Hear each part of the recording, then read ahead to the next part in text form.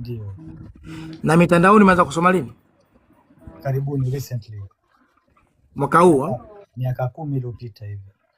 Miaka 10 iliyopita? Naam. Kwa maana kabla mitandaoni hapo nani alikusomesha? Kabla mitandaoni nilivyokuwa mdogo, madrasa. Madrasa. Sasa huyo alikusomesha Qur'ani mwanzo ni nani? Itakuwa ni mustadhi, mwalimu. Ndio shekhe wako ama? Hapana, si shekhe wangu. Kuma alikuwa nani? Alikuwa ni mwalimu. Kwani mwalimu ni nani na shekhe ni nani? Shekhe ni mtu mzima. Shekhe kwa lugha ni mtu mzima shekhe. Kwa cheo? Kwa cheo hakuna. Ukisema kilugha mwalimu ni ustadhi.